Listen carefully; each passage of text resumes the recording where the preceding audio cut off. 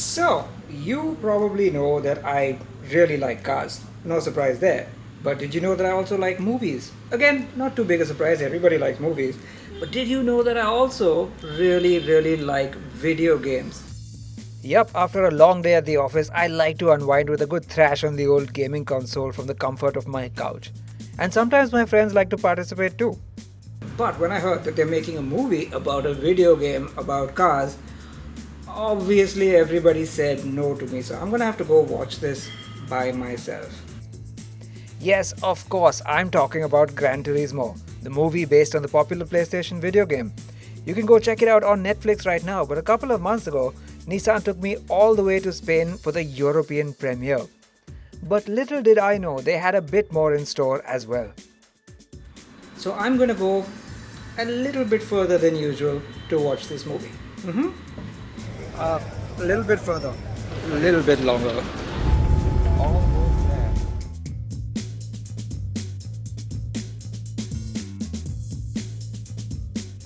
Still on the way, but not quite there yet.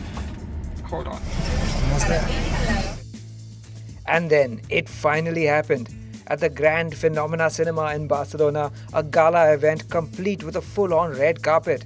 And though we weren't allowed to film much at the venue, we did get a visit from director Neil Blomkamp, who you might know from his other films like District 9, Chappie and Elysium. And none other than the gamer to racer on whose career the movie is based, Jan Marenborough. And I got to sit down with both of them for a quick chat.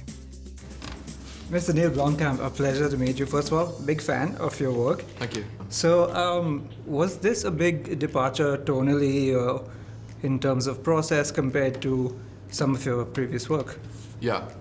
I mean, it was radically different, which is why I kind of love it.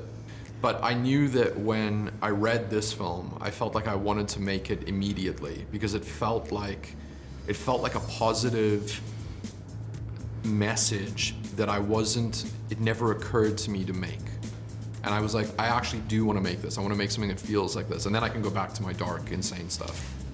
And the other thing is I love cars. So, it never occurred to me to make a film about cars, but there was an element of a real world approach to filming cars that I felt very sort of creatively interested in. Believe it or not, both our jobs had one hurdle in common.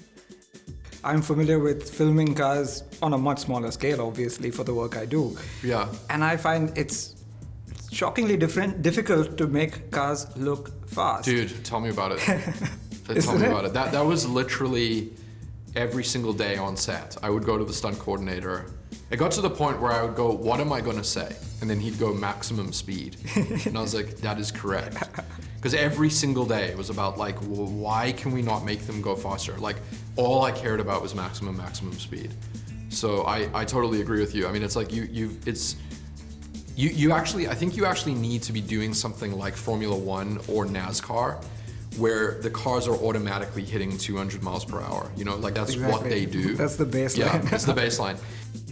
And then onto a fun chat with Jan the Man Marenborough. Fun fact, he's the stunt driver for the actor who plays him. I want to know about your gaming journey. Was it always racing? Was it always sim racing? Was there a bit of arcade racing? How did you get from where you are to GT so seriously?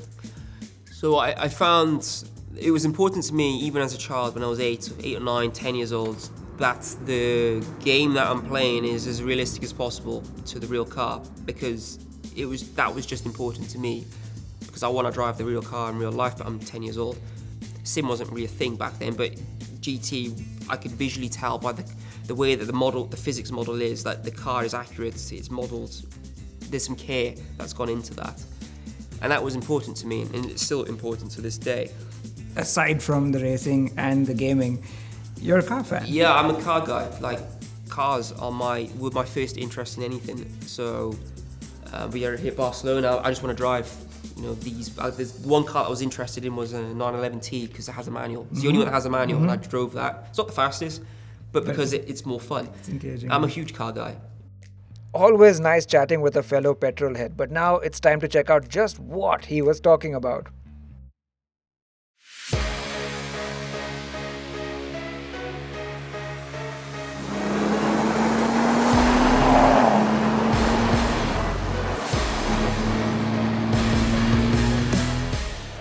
Now, if going to the premiere of a movie about a game about racing cars wasn't enough, the good folks at Nissan have wanted to make sure we experience it as close to first hand as possible. So they've brought us somewhere rather special to experience something rather special. And no, I'm not talking about this Aria single-seater concept, although it is very, very cool. No, what they've got lined up for us is waiting out there. Yes, this is none other than the Catalunya circuit in Barcelona, Spain, and lined up on the start-finish straight is a collection of rather special sports cars. For a change, I'm not driving, and for a change, I don't mind that. Because what we have in store is rather special. And of course, I picked the hot 600 horsepower Nismo GT-R.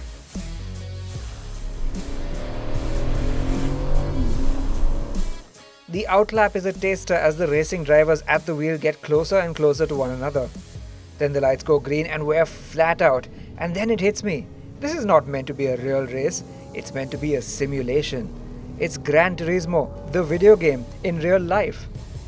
Immediately it feels like I'm in an online race going wheel to wheel, ignoring the best racing line to get a sneaky pass while yelling into my headset at my opponents. It's racing for entertainment and enough of a thrill even from the passenger seat. But with that tour of the track done, it's time to head back to the pits and see if I really have what it takes to go from gamer to racer. Now see this, what's going on here, it's not last weekend's race. This is happening in real time because it is a race happening in Gran Turismo 7 on a bunch of simulators by a bunch of people playing just behind this screen. It is Catalunya, where we are right now, and I've just been out on the track for a passenger ride, so I'm going to take a crack at actually driving the simulator of this track in the same cars we've been out in to see how true to life it feels and if I could maybe really someday become a racing driver just by mastering this. Let's go check it out. Okay, so this is a lot harder than I remember it.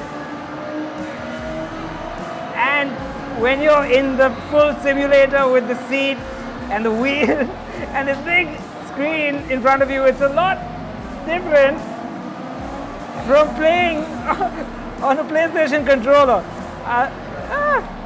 Sounds a second, you really have to keep your wits about you.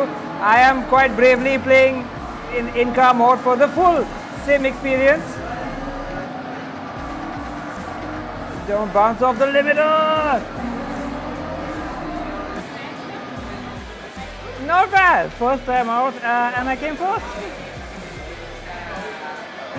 I'm going to do more of this. Maybe someday I'll make it to the big leagues. But as it turns out, things can get even more immersive as one of the Logitech racing rigs also had a PSVR 2, the PlayStation's virtual reality headset. And that was a different level of immersive altogether. It puts you right in the driver's seat and is actually quite a physical experience. One which left me sweating and just a bit nauseous after a quick race. Oh, and in case you're wondering, yes, you can have one of these racing rigs in your home. The cost? About 2 lakh rupees, and that doesn't include the PlayStation, the TV and the game. Nissan's GT Academy was a program that let the world's best Gran Turismo gamers get a shot at becoming a real-life racing driver. And clearly it was a huge success, with drivers like Jan making it to the big leagues with successful careers today. And of course, full Hollywood movies dedicated to them. Gran Turismo is a film with a lot of heart and breakneck racing that's beautifully brought to life. If you haven't seen it, I highly recommend checking it out on Netflix. Meanwhile, I'm gonna go hit the PlayStation again and see if it could someday put me in a racing car.